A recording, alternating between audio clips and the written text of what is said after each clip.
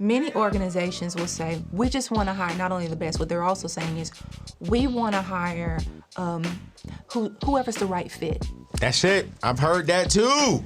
But this is the distinction, Anthony. There's a difference between cultural fit and cultural contribution.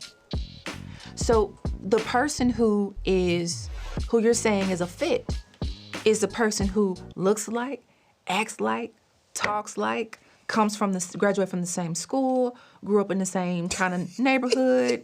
That's what you're saying when that's who the fits culture here. fit. What's happening? No captain. We with AO, about to get a plate. Pull up to the table. Let's go. Yo, so I'm really excited about today's show because today's show is going to be a little different. Actually, it's not going to be different, but it is going to be different. Man, y'all know me. Every time I meet a strong and brilliant and successful woman, whether she's black or white, I try to get them onto the show because I see a different generation of ladies on the rise. They are literally creating and building Fortune 500 companies. They are creating and generating wealth without a man in their life. They are impacting culture, impacting society. One of the leading voices when it comes to black representation and black activism is Tamika Mallory and what she's doing for the black people and how she's impacted culture. And recently, about 2-3 years ago, I had the opportunity to be on this podcast. And when I was on the podcast, I was just amazed by her wisdom, by her words of knowledge, and how she really cares about the black community. And I was like, yo, listen, we got to get you on my show. Well, I went through a huge transition, and her schedule wasn't lined up with my schedule, and then we ran into each other in Charlotte at Bishop Jake's event, and I was like, yo, I got to get you on my show. And so she's like, yo, I'm celebrating a birthday. I'll definitely let you know when I'm in the city. So she texted me about 2 weeks ago. I'm going to be in the city. I'm coming to the show. I said, bet. And this young lady goes by the name of Dr./Professor/Miss Ariel Ellis. And she is in the building today. One of the most profound black queens who I know. And she's building wealth by helping and impacting people, especially black people, and even watch this, white people relate better to black people, and then black people better understand white people. And then also she has another ministry on the side that she's really helping millennials just really expand their brands and expand their minds to go after excellence, because she is a woman of excellence. So I'm excited to have her at the show. And before we get to my dear friend, Dr. Ariel, I want to remind you, number one, is to hit that subscribe button, you guys. We are about to hit 500,000 subscribers. This is crazy. This is insane.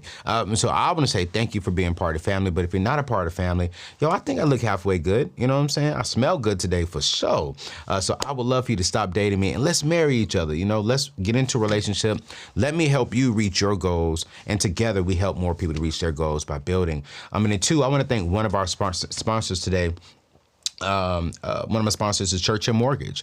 When I think about in today's day and time, everyone is really wanting to build wealth. And one of the key ingredients to building wealth is becoming a homeowner. And my friends over at Churchill have partnered with me to help you get into a home, help you become a homeowner. Even with the high interest rate, they're giving you the lowest interest rate possible today.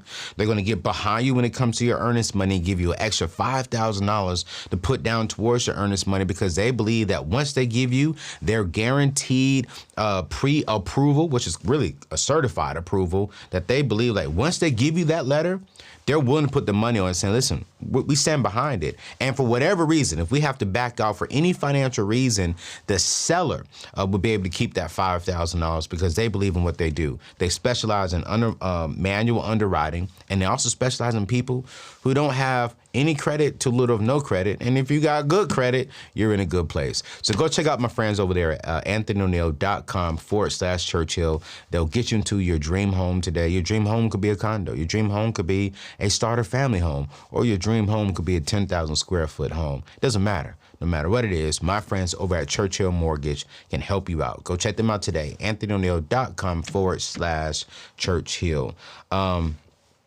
In today's day and time, we're seeing a new normal, right? We're seeing companies having to pivot because of the height of racial issues rising.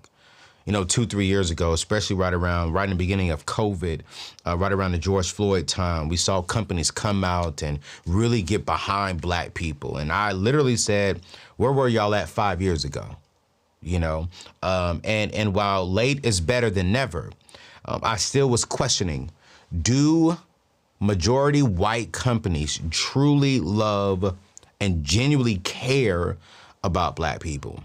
And this was a conversation that I really wasn't qualified to have by myself, because I would have went by opinion. And so one of the experts leading voices in this space is here with me at the table today, because this is what she does. She goes into companies and she helps them understand us. And she lets them know, like, yo, do you really care or do you not really care? Because we receive you this way. And so we're going to have a real conversation today. And it may be uncomfortable for some of my other people, but I love you. And she loves you too. Y'all help me welcome to the table for the first time, definitely not the last time, my good friend, Dr. Ariel. What's up, girl? Hey. Yo, man. Excited to be here. Listen, you told me your age this morning. I'm not going to say it. Okay. I don't mind. No, we ain't going to say it. I ain't going to put you out there like that because I don't want to be disrespectful. Yeah. But I did not know. Yeah. I mean, what is up with black ladies? You got to take care of yourself. Water. Do you only drink water? Shea butter. Oh, you gave me some today. I did. You gave me some shea butter, so I'm about to get a little bit Sleep, younger. self-care, low stress, low to no stress. Low to no stress. Prayer, I don't see no meditation. ring on it, so that means you're single. So that's why you don't have a lot of stress. There we go. I'm just playing. You're supposed to be like, no, that's not why. Let me saying man ass stress to you. What's the world? I can't believe she said, you might be right. Ariel, so let's dive into it. Yeah. 2 years ago, 3 years ago. Is it 3? No, 2 years ago. 2020. Yes. The world shifted. Yes. Let's be real. The world shifted and we got hit with COVID. Mm-hmm. In the midst of COVID, George Floyd happened. George Floyd was not the first major incident when it came to African American Black people. But in the midst of COVID, George Floyd and some other racist stuff started happening. And we started seeing a lot of major companies starting to show and express genuine concern for Black people. What, in that season of our lives, right? That's right around the time I met you. How were you contributing to that environment, and how were you helping that environment? Sure. Pre-COVID, a lot of organizations were having these conversations about diversity, equity, and inclusion, right? Mm-hmm. They were launching various initiatives to try to recruit and retain and advance more people of color, how to engage with their consumer more effectively. But we saw them do these little, mess ups and have these mistakes, like instances like the Kylie Jenner, is it Kendall or Kylie Jenner commercial with Pepsi, and like the Dove ad with the Black woman and the white women and the skin. So we've seen, and H&M with the Black boy with the monkey on the shirt. Yep. So we saw these things that were a little racially insensitive, if you will, and culturally tone deaf. So that was a lot of that was happening leading up to COVID. But in the midst of all of that, we had Trayvon Martin, we had Philando Castile, we had a Tatiana Jefferson, and all those things were happening, right? Yeah. But it wasn't until we were forced to sit in our homes and watch TV and see the murder of George Floyd happen, that companies actually got loud about their intentions to diversify internally and to be more effective in their communication with their consumers externally. Right? Now, something interesting about that, I go into a lot of organizations and help them adjust to and prepare for this new norm that we're in. But it always requires me to give them a little bit of a wake-up call before I do so. And right before George Floyd got murdered, and we were in the very beginning of COVID, nobody knew what was going on. Everybody was shocked and afraid and nervous. There was a study that was done by the Institute for Public Relations, and the majority of the folks who responded to that were top communication leaders, chief communication officers inside of the organization. And in the study, they were looking to determine how are these organizations responding to COVID, right? And in the section that specifically asked about diversity and inclusion, very few of those respondents said that they were prioritizing diversity and inclusion. Then 2-3 months later, we see the George Floyd murder, and everybody wants to say something about Everybody. right, diversity, equity, and inclusion. So what it means is you have an opportunity, or people like me, consultants who go in and help these organizations solve problems, you have an opportunity to go in and figure out where are the gaps, right? Where are the breaches? Are we intentional about doing this work? If we've been intentional, we have not been speaking out about it, we need to be a little bit louder about proclaiming that we want to recruit, retain, and advance people of color. And we also want to have better relationships with our consumers who may be multicultural or identify as people of color. But if you're not speaking that, then how will an organization know, right? So you have to be able to have those initiatives and programs, but also you have to be able to ensure that it's embedded in your organizational culture.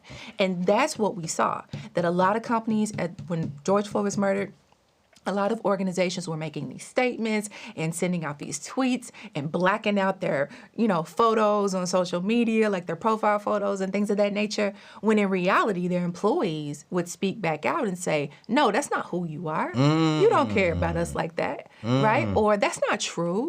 What initiatives, what programs, how do you care? Because you don't treat us right inside of the organization. Right. So they're being exposed, right?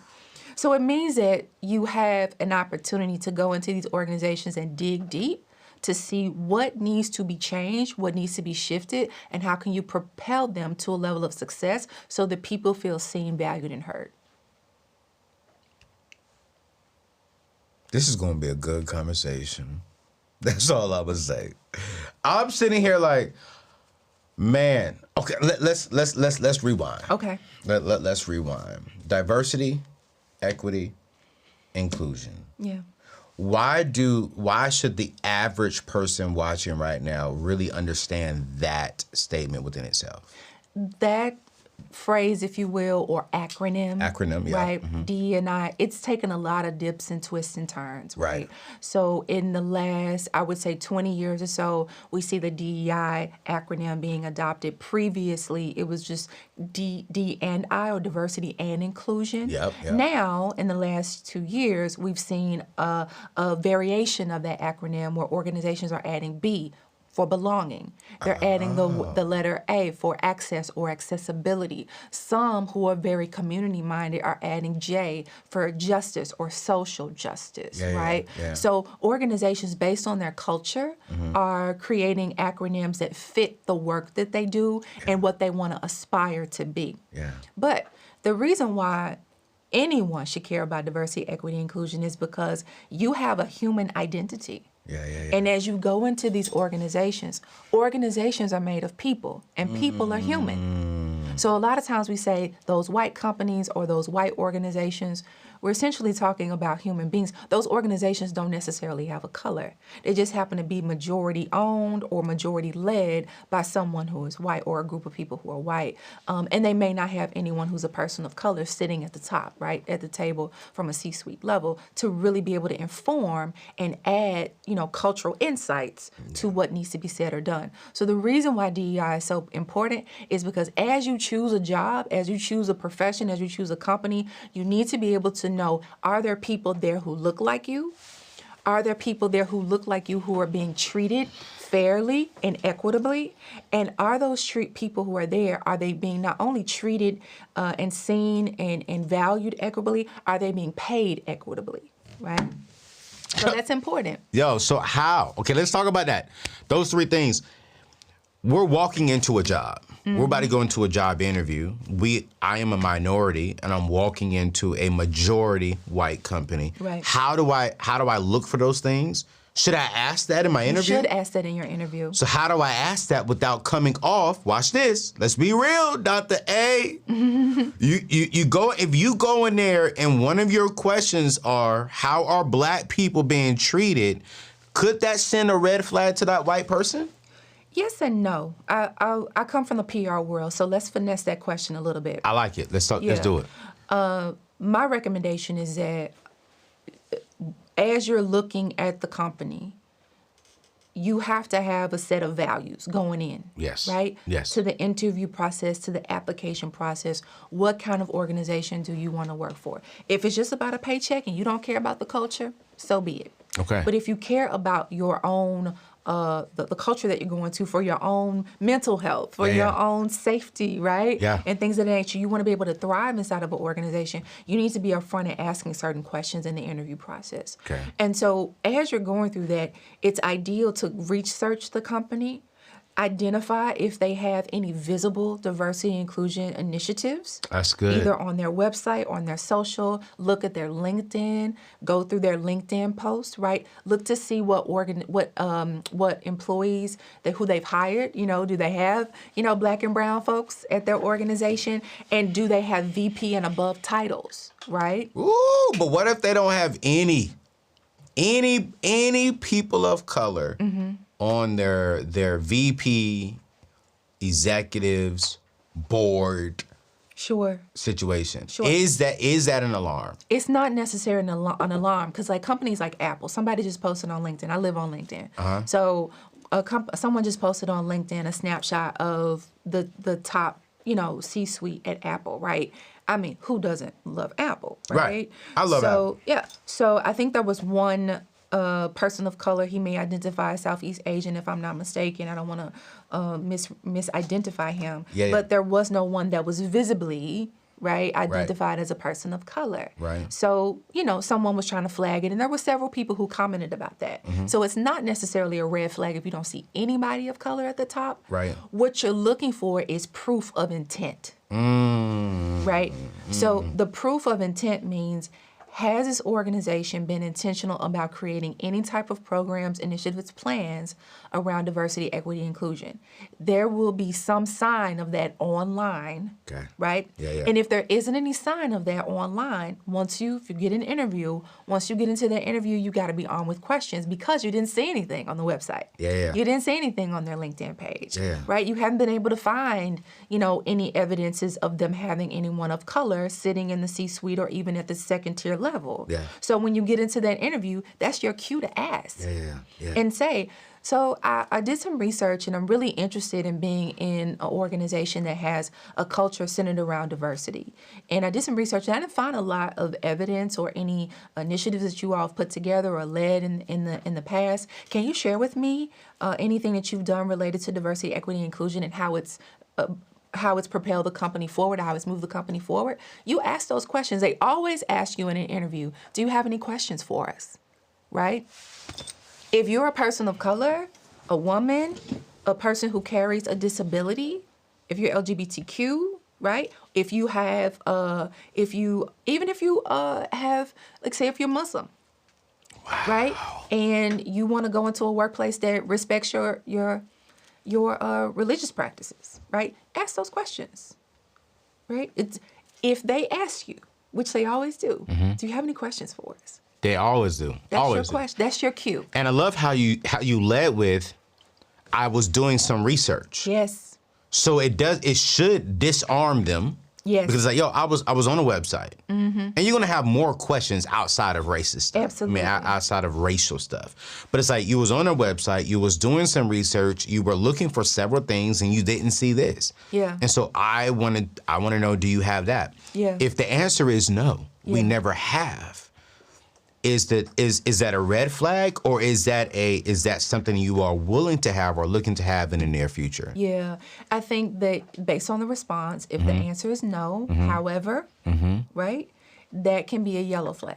Okay, It's not a red. flag. Okay, and it's not a green flag neither. It's not a green flag. It is a pump the brakes. Okay. Pause. Let's assess. How is this company and/or this job opportunity how important would it be to my life and my lifestyle? Good. Because people are in these organizations, Anthony, and they are hurting. Yeah. They're going to work every day stressed. They are struggling to get out of the car and walk in from the parking garage. Yeah. Because they feel they may be the only one. Yeah. They feel disrespected. They feel unseen. Yeah. And many times it's not something that the organization is doing to them. They're just not intentionally including them. Right? So they're doing the work every day, but they don't feel seen, valued, and heard and respected inside the organization, while they see maybe their white counterparts getting promotions and raises, and then somehow you'll find out that somebody who is not the same race as you, doing the same job as you, doesn't have as much experience as you, but getting paid more than you, right? So you find out those kind of things. Or you're faced with microaggressions. Can I touch your hair? And you're pretty for a black woman. Or you're so articulate, and things that you're tall. Do you play basketball? All those kinds of things. And that's just really scratching the surface. There's so many things that Black and brown folks are hurting as a result of, based on these organizational cultures that are not primed for diversity, equity, and inclusion. They have not done the work. So let's go to the company side, because you actually go into these companies. Yeah. And you actually go in and you give them some advice, some real raw advice. On what to do. I'm going to ask you this question, if you're comfortable answering it. Do you think majority of companies that are majority white do genuinely care about Black people? Have you been in a company you felt like, they really didn't care? Or have you been in companies, well, they do care, but they didn't know how to do it, how to show it? I see a little bit of everything. Okay. I can share some examples from some of the client work that I've done. Okay. And I won't call any Don't. Yeah, we don't want to do that. We don't want to do that. But 'cause I respect you. Yeah, thank you. And them, honestly. Yeah. Yeah. And some, I don't mind saying their names, but because they've done good. Right. They've done a good job. There we go. But some organizations don't care. And when I discover that they don't care, it's a wrap. Okay. Because many times they know they need the help, and you find out they don't care once you're in the engagement. Many times I can detect very clearly that an organization is not serious about this. They say they want to do the work because it's a good look. And now it's politically correct to do this work, right? So generally, I will say no. I've probably said no. We, my team, we've probably said no to more organizations than we've said yes to. Wow.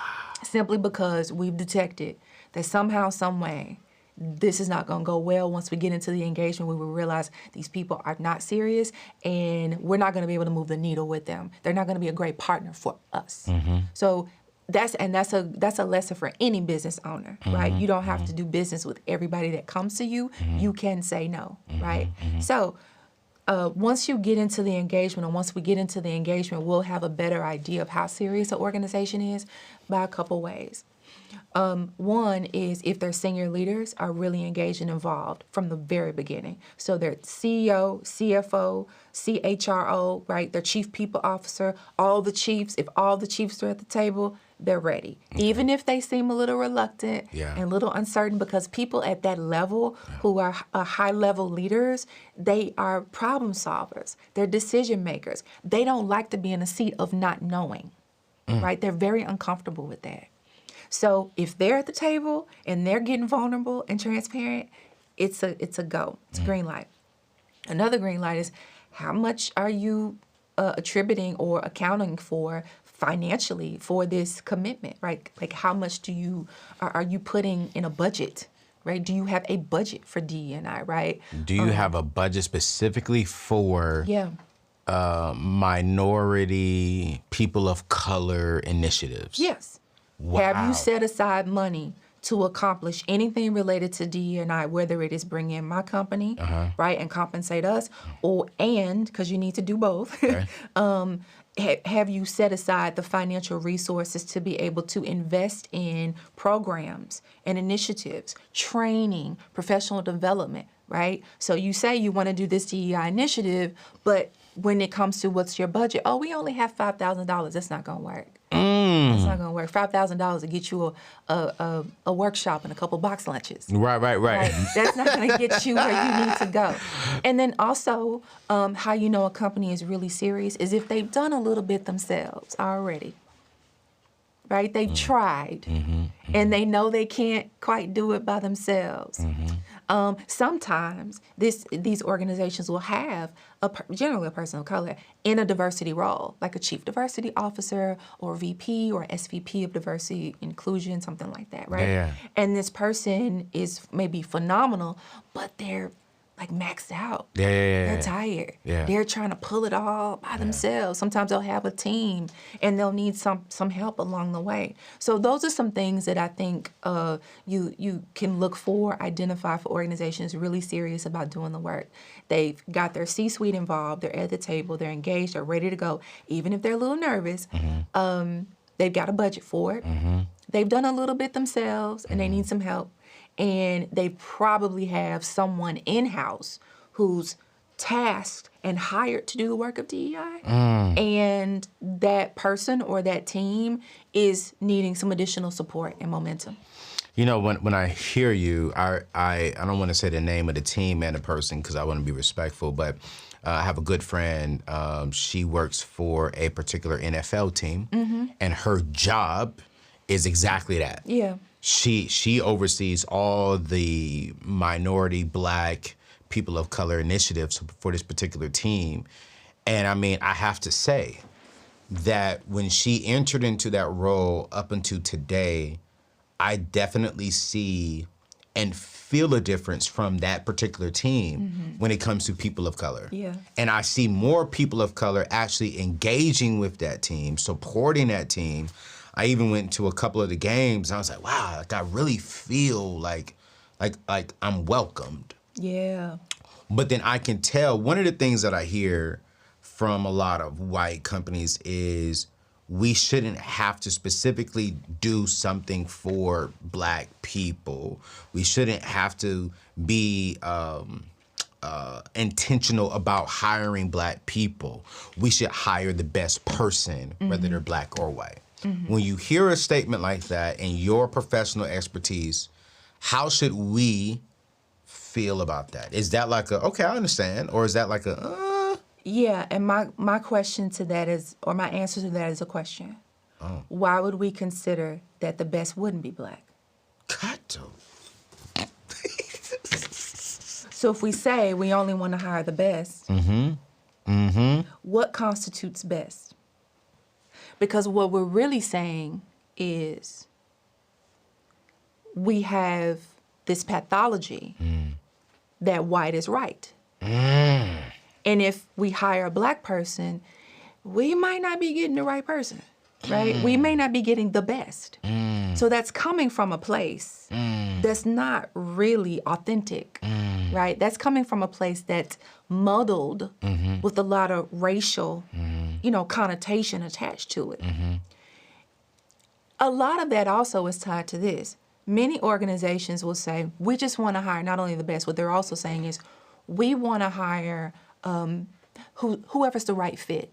That's it. I've heard that too.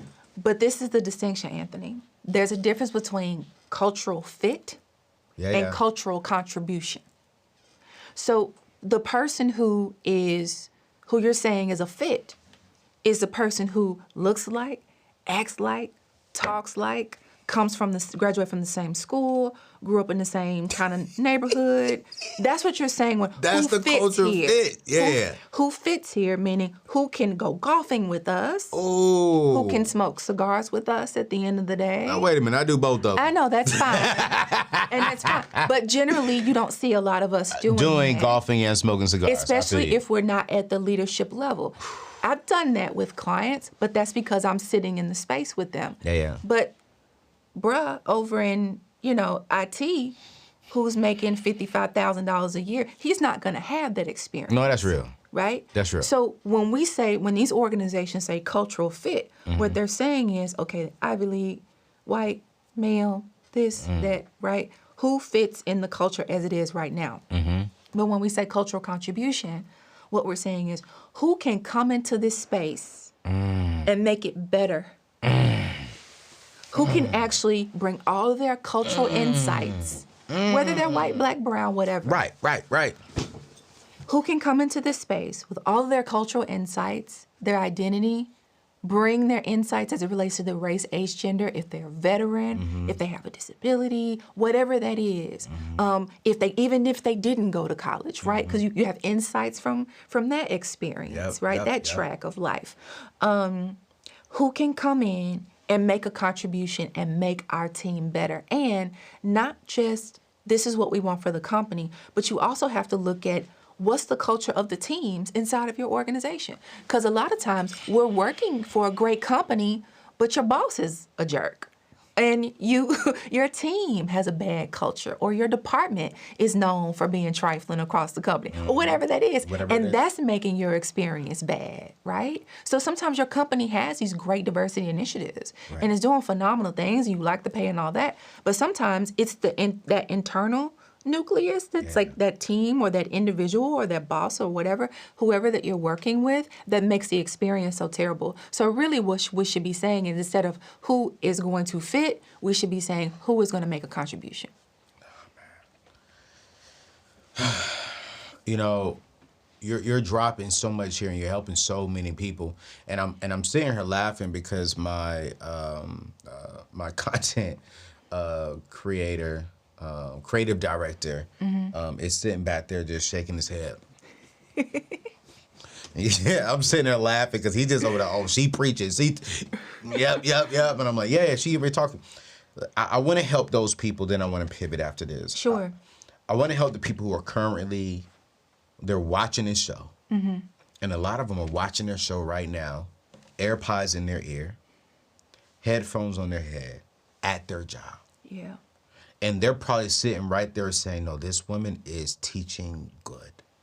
But they're also saying, but I don't feel heard, or I don't feel respected, or I don't feel valued.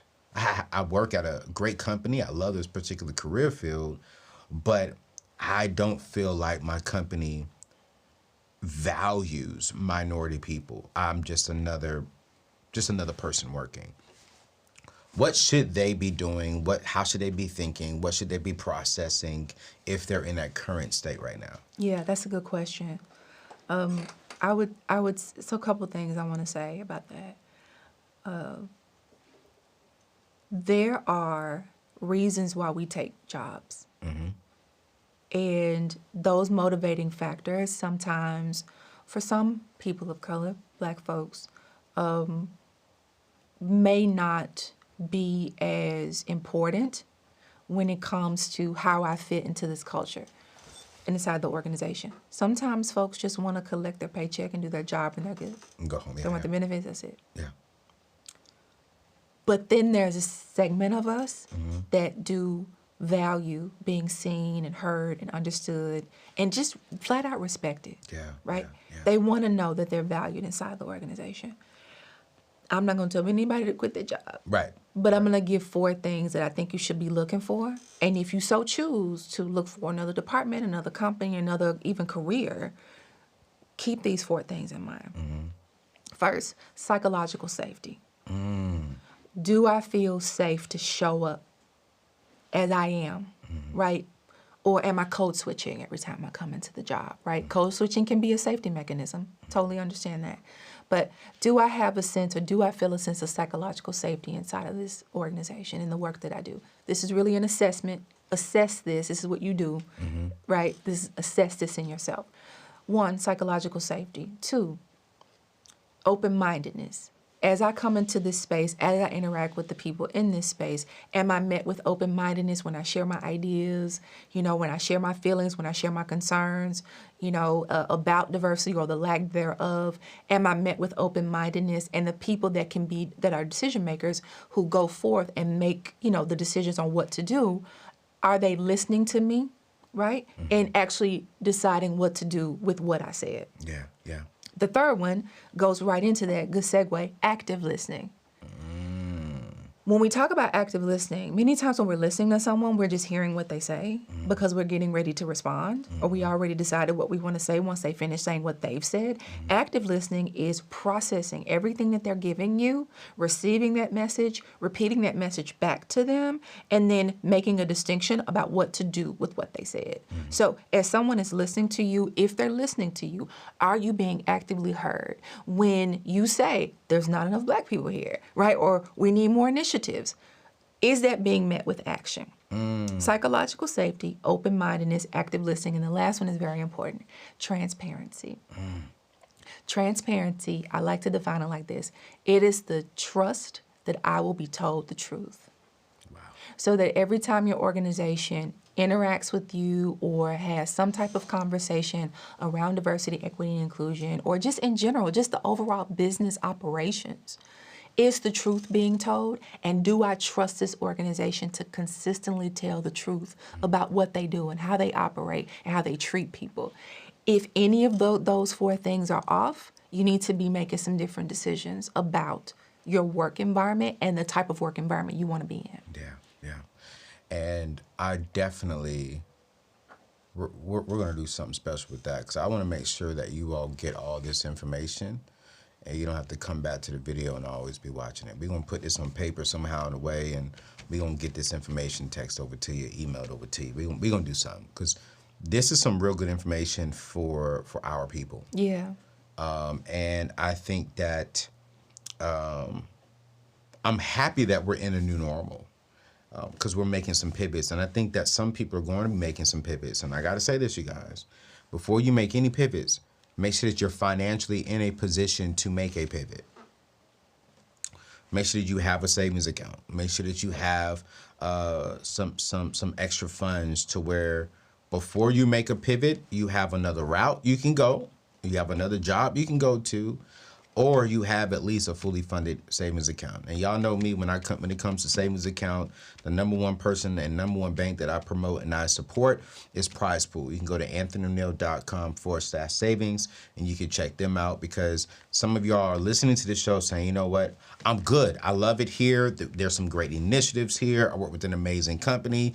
Yes, it's majority white, but I feel great and accepted. And those four things, all of them check. I'm good. That's great. Stay right there. Some of y'all listening to this thing saying, you know what, it may be time for me to make a pivot. And as you're making that pivot, just make sure before you do, you're putting some money in the savings, so that way you're pivoting and you're pivoting your jobs, but you're not pivoting your entire life. And that's important. So go to anthonyoneal.com/savings. I said, Eric, why did you get into that field? Oh, good question. Good pivot. I'm serious. I was like, why? So I started my first business right out of college. I went to Tennessee State University. TSU? Yeah. Okay. And I started my first business right out of college. I majored in journalism, started a PR company, had applied to a ton of jobs and internships, and nobody would hire me. Yeah, I had a ton of experience. And I felt, I only gave myself a month, and I know that's unrealistic, a month out of college, no job. I'm going to start my own company. I'm going to give my own self a job. I love it. So I started a PR company, Urbane Imagery. That was my first business. And I was a publicist. I worked primarily in the sports and entertainment space. And while running that business, I realized, I love this, and I want to continue to work in the PR space, but I feel like I need a side hustle. Or I knew then at 22, 23, I wanted multiple streams of income. And I kept thinking, what is it that I can do that doesn't require me to work full time, but it'll pay me a full-time salary? Because I want it, So, and the business was doing very well. But I decided, I think I want to be a professor. And that transition, went through that process and got a master's degree from MTSU. Wow. And several years of running that business, I was asked to come teach PR, public relations, at Lipscomb University in Nashville. Okay. And that gave me a great opportunity to start my teaching career. I was still in my 20s and still running my business. But right before that, though, and I want to give you all of this because I think your listeners and viewers will benefit from hearing this. Right before I started teaching, maybe 3 years into the business, I filed bankruptcy. Did you? Yeah. It was just a ton of stuff. I did not know how to run a business. I was making a ton of money. Right. But I had no clue how to run the business. I knew how to do the work, but I didn't know how to run the business. So I'm 24, like filing bankruptcy, right? And it wasn't credit card debt. It wasn't anything crazy, but that was the only way I could kind of get out, if you will. So I mean, it was a struggle, right? I'm at parties, I'm at doing all the red carpet events, the Grammy Awards, the BET Awards, all this fun stuff, and then it was the recession. The recession hit. All of my clients left. All of them. I didn't have a dime. Yes, every single one of them. They didn't have the money to pay. They no longer needed PR. So I went through all of that, went through the recession at 25, 26, 7, around that age, I think it was, went through the recession and went through that process. A couple years after that, Lipscomb Call, I started teaching there. And then I had an opportunity to merge my business with a colleague. So we started a second PR firm together. Full-time employees, had an office in Midtown, downtown Nashville. Yeah. And as I'm running and working on that business, I realized that there's a space that's opening up in D&I. I started to see my colleagues in the PR industry, my white colleagues and peers, come to me and say, Ariel, we really need some help on how to communicate with our millennials, our baby boomers, our millennials. They butt heads. Wow. We need somebody to help us come with, think about a communication strategy and some strategic planning around how to do these relationships, a little bit better. We're losing workplace productivity because generations can't get along. Yeah. And hey, Ariel, my boss just asked me to write a diversity statement, and it's BS. Yeah. And I don't believe it. Can you help me with that? So my peers kept coming to me and asking me things. And I realized that, okay, my business needs to pivot. But I can't pivot from PR with a business partner and employees. I need to pivot away and out. And of course, other things went on as well. But with just the difficulties of having a business and having a business partner. Yeah. So I pivoted I exited that partnership. And I knew that I did not want to enter the DEI space just as a Black woman. Yeah. I knew that there was something else that I could consider that I had a heart for and a passion for, and that was my generation. Gotcha. I had so many experiences as a young entrepreneur, trying to figure it out, trying to do life and do business and all these things. And what actually launched me into the DEI space was my research around the millennial generation. So I wrote a book called The Original Millennial, Lessons in Leadership for the Millennial Generation. Yeah. I got so sick and tired of people saying that millennials couldn't lead, that we were lazy, entitled, and all these things, right? So wrote the book and did the research, wrote the book, and I started to get requests for speaking engagements to help organizations figure out how to relate to the millennial generation and to help organizations have a conduit or have someone to help their millennials be better leaders. So I would go into these organizations and do trainings for millennials based on my book's curriculum and take them through leadership development, coaching and training, and then sit with the senior level executives and work with them on how to lead an intergenerational workforce, right? I was doing all of that up until COVID. Okay. And then COVID and George Floyd and everybody needs DEI training and racial, all the things related to race and gender. And I was teaching some of that in the classroom anyway. Right. So long story short, that's how it all happened, right? Okay. Yeah. And so then now you're pivoting from not just doing that to now you left Nashville and you went to one of my home states, North Carolina, and you're a professor at a HBCU now. I am. And then you're a professor there teaching PR. I am. And then you have your own new ministry on this side for millennials. Yes. Teaching millennials how to come from a small mindset to a pretty much top mindset, being executive, have excellence. Yeah. Where did that, because it seems like you've always had a passion for our generation. Where did that come from? And why now? Because you have all this success in the corporate space. You're making 6 figures over here in this business. You're making 6 figures plus as a professor. Now you're building this brand new business to help millennials really step up their game. Why? Where does that path Yeah, go? so as I said, when I was doing the research for the book and I was writing the book and I was doing speaking engagements, I realized how much of a need we had. Our generation had to just learn how to be leaders. They're really struggling inside the organizations, or they're just struggling in business, like I Right. said about myself. Right. Like they were really struggling in business. And so I realized, okay, there needs to be a voice for my generation. I know there's you and several other folks who are very amazing voices for our generation. And so I just noticed that particularly that, there was a lane for thought leadership. But not just because there was a lane, but because people needed it, right? So as I was working on the book and as I was going into these organizations, they would ask for more. Wow. I would finish the training and nobody would move. Right. Like, okay, thank you all for coming. It was great. Follow up with me. And they'd just still be sitting there, wanting more. So I thought, okay, something needs to be launched. I need to create a platform for these folks to spend time with me one-on-one in individual coaching, and then create programs for, you don't have to be at a company. I've always been B2B, business to business, right? Yeah. That's where my work has been. Right. And then I realized right before COVID, then I need to create some opportunities for people to access me directly as that coach, as that, mentor, et cetera, et cetera. So that was important. And then, of course, COVID hit and everything, kind of get shut down. And now clients and even individuals who just have been in touch with me over the years are asking for it. Yeah. So what I developed pre-COVID, I'm just launching it now, And so it's an opportunity to be able to really speak to people, help them, and work with them along, follow them along the way, hold their hand along the way, if you will, walk alongside them along the way as they develop themselves as leaders.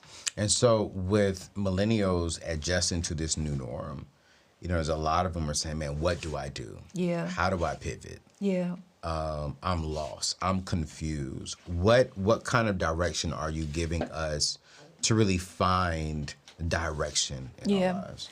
That's a good point. I want to go spiritual for a second. Uh-oh. Yeah. Spiritual?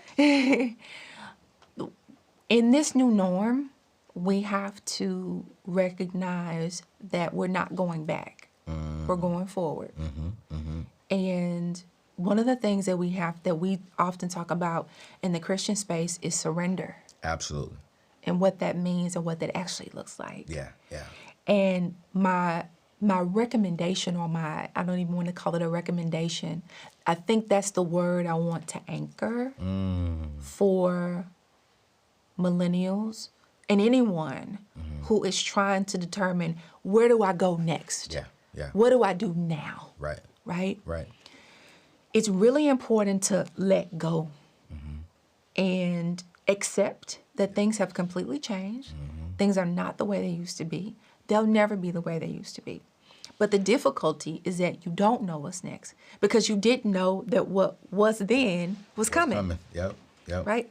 So I think it's important to let go and dream a new dream. It's completely okay to dream a new dream. Yeah. Or to go back and get something that you knew you wanted to establish or accomplish, or that was a dream that you let die for whatever reason, and to determine if it fits into your life at this stage. So good. But it is important to surrender and really listen and see, what is God telling me to do next? What's for me? Where's my purpose now, right? This is something that I center a lot of my work into. How do I make sure that I'm not being mediocre? Right? How do I escape that? So it's really important to start assessing. If I'm mediocre in a space, I may need to really rethink why I'm in this space. Because God has called us to excellence. And I want to be excellent, Dr. A, you got 4 degrees. Well, you have 3. 3. And you're getting your 4th one. I think I'm getting a 4th one. I'm enrolled. Enrolled. I got my doctorate from the University of Southern California. Yeah. And loved it and vowed I would never go back to school. I didn't want to get the doctorate. You didn't? No. But I'm so grateful I did. Sometimes that's what God does, right? Right. We do things that we think we don't want to do. Right. And then when we listen and obey, we realize that was probably one of the best decisions we ever could have made. So I did that. But then as I'm moving into this space with Affirmations of Excellence, the podcast, and even the coaching around that, and writing the books, working on a second book specifically focused on spiritual excellence for women, it was important for me to go back and get some additional guidance and training, if you will, around what it means to really center biblical principles into the work that I do. Man, listen, and her podcast is fire. Let me tell you that right now. I had a blast on her podcast, and I actually got a lot of ladies to slide in the DM too. So she got a lot of ladies. Goodness. You know what I'm saying? Following her. You know, I was like, well, okay, Dr. A, send them my way. Yo, so we're definitely going to link all of her information in today's show notes. Link to her book, link to her podcast, link to her website. Follow her. I mean, she provides a wealth of information. But all right, we got literally 2 minutes. Non-professional questions. Outside of your spiritual, no gospel music, no books. Name one artist you like listening to that's non-spiritual. Oh, non-spiritual artist that I like listening to? Right now, I'm on Alex Isley. Alex Isley. She's dope. She's very Alex Isley. Okay. Yeah. We won't say your age. Would you marry younger? Yeah, I would marry younger. Would you marry who makes less money than you? Because you up there. You know what I'm saying? Dang. Come on. Come on, Dr. A. You was hitting us with some good ones today. No. I would. Is there a but? I would. I'm going to leave it right there. I would. Because I'm doing this. You want to say a but? I'm doing this right now. Why? So just, what do you mean you doing that? I'm me. Like, God is taking. He definitely is. I see you winning. Yeah. So here we go. I asked this to all my successful, wealthy, driven ladies. Could you marry a school teacher who makes $42,000 a year? Yes. However. Yeah, of course I could. No. Your face was like, yes, but. However, it's important for me that I do life with someone who has some entrepreneurial pursuits. So what if he's like, yo, nah, I just love teaching? You need to be writing a book or something like what else? Like you gotta be on a write a book, please. You know, come write a book about how to be a good school teacher. Writing a book on the speaker circuit, training, coaching, mentoring. Because here's the thing, and this is me. No, because I'm not that person. I'm not that woman. This is the thing. If anyone that I choose to do life with, he's going to his highest capacity. Simply because he's with me.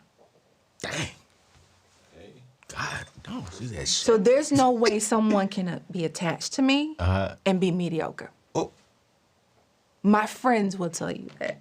The people I've dated in the past will tell you that. Exes will tell you that. Exes will tell you. Oh, yeah. You've helped exes get to another level. Absolutely. Just by your presence. So if the way you show up in a relationship, if you show all the way up, there's no way, right, that you will leave that relationship and leave that person not better than you found them. That's my desire. If I have to exit anything, whether it's a relationship, a job, whatever, I need to leave it better than I found it. Okay, so that's a good question. I've heard that, but I've never heard it in this context, right? So you're saying not only did he leave better, but he also helped you leave the situation better as well. Yeah. So it's not just a woman providing, which I do believe. The right woman next to me is going to make me 3 times better. Absolutely. Not that I'm not good today. Not that I'm not excellent today. I think I'm great today. But literally, I mean, God made a woman to be my helpmate. That's and right. The right helpmate is going to make me better in whatever, because everything inside of her is for me. So, great.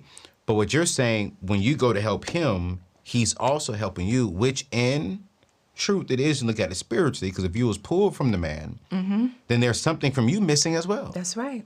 You know, not that you're incomplete without a man, but once you are attached to yours, then both of y'all should be better. I agree. Ha, shababa. I agree. Come on, Dr. A. You just don't have book knowledge. You got some knowledge in you, too, other places. Okay, this is a good one. Okay, so she said, school teacher, I would, but he gotta want more. That's right. He has to, he has to be able to.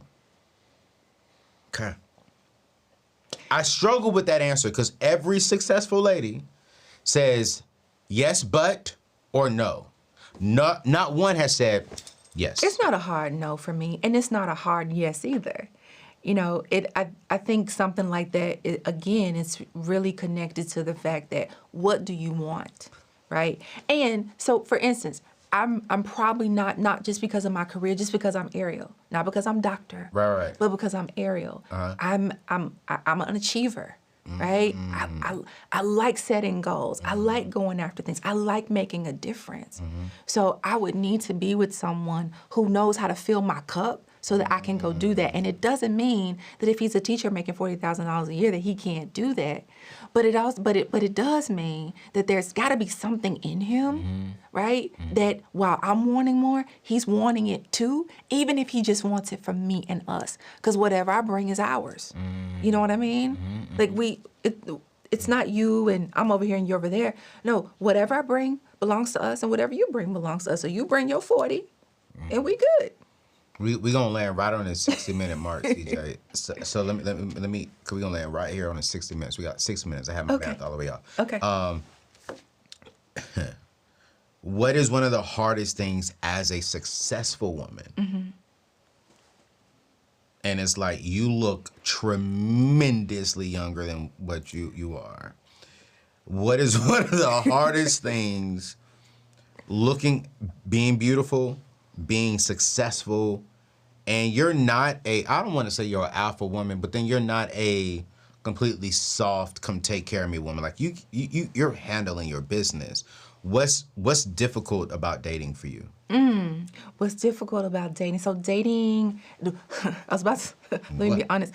What's difficult about dating is the fact that I'm dating. One. Well, you don't want to be, when you're dating, you don't want to be dating? Yeah. Yeah, so that. So are you ready for marriage? Oh, yeah. Oh, absolutely. Now, to answer that question, what's the most difficult part is, and it's not super difficult, but it's something that bothers me, I guess. Okay. Is that the modern black man has adopted I wouldn't say he's adopted. The modern black man has adopted what? Been conditioned. That's a better word. Oh, whoa. It's a professor in me. Has been conditioned to really believe and lean into and service the narrative of strong black woman, strong black independent woman. Okay, keep going. I don't know where you're going with this. And of all the things that we've talked about here, of all of what you've seen me say and present, doesn't necessarily mean I identify as strong and independent. Oh, now you're talking. Yeah. So you don't identify as a strong, independent woman? I do not. I could see strong woman. I don't see the independent woman. Ever since I've met you, I've never sensed you're an independent woman. I've sensed you're a strong woman doing what she needs to do now because you enjoy doing what you're doing. And you're not waiting for a man to come pay all your bills. And that does not. And how many women do you know are actually doing that? What, waiting? Yeah. I don't think that they're waiting, but I do believe that there are ladies saying, shoot, as soon as I get a man, I'm no longer doing nothing that I'm doing right now. Yeah, I don't know if I would agree with that for myself. Gotcha. There are some things that I'm going to say no to because I desire children and things of that nature. Okay. And I also desire to, live outside the U.S. at some point and have a home in the U.S. and have a home outside abroad. So there's a lifestyle that I desire. That you right? desire. So that's why you can't date a $42,000 teacher. No. You can't date a teacher. Let's be real, because of the lifestyle that you desire. That will not allow that to happen unless he became an entrepreneur, though. Unless he was able to finesse his job and his passion as a teacher, he can teach online. Nah. Maybe you teach online and you make more than $40,000. You have to show up Monday through Friday, and sometimes on the weekends, So anyway, strong, independent is something I have never really vibed with. Even when I was, in college, I would see, the women in the power suits, and I would go to New York for my internship or different things, and I thought, oh, this is great, but I never desired that. Like, I wanted to be able to be successful and do my work and make my money, have multiple streams of income, and and just thrive. Like I never felt like I would fold into or fit the model of this strong, independent. I believe in interdependence. Ooh. Right? I believe in God puts us in community. He doesn't make us to be independent. Come on. Right? Like the only true independence that we have is when we're born and when we die. But he puts us in community. He wants us to be independent to one another and interdependent to one another, right? And so that's something that I value more than just my independence as a woman or my self-sufficiency as a woman. So, all right, cool. I'm gonna ask you 3 questions that if you heard this from a man, how would you respond? You gotta Okay. answer them very straightforward and direct. Okay. It's gonna be so good. Okay. If a man says he doesn't care about your degrees, how do you feel? Great. If a man says he doesn't care about your income, Even better. if a man comes to you and he gives you 2 options. No, here we go.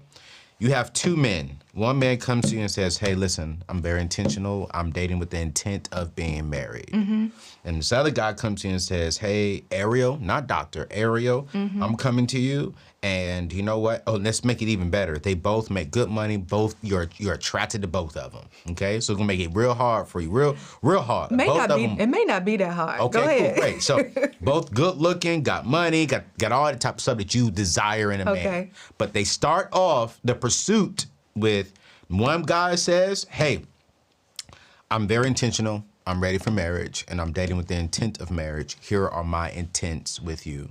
The other guy says, we just met. I just want to be friends and get to know each other and see where it goes. Which man is Ariel taking seriously? Oh, that's easy. The first one. The first one saying what? The first one the one with intentions. For real? Yeah. But why not go with the guy who's saying, yo, we just met, so we're just chilling, we're just getting to know each other, we're gonna flow? Yeah, I don't mind that because I'm single until I'm married. So if the first one who says I have intentions, I want to be married, et cetera, that's great. But until I have a ring on my finger and my last name is changed, I'm single. Well, ladies and gentlemen, that's Dr. Ariel, Professor Ariel Ellis, right here at the table. We're ending right here on the dot, you guys. Don't forget to check out my show sponsors today from Church Hill, and my friends over at Prize Pool. And we're going to drop all of her information in today's show notes. We'll see you on the next show. Peace out.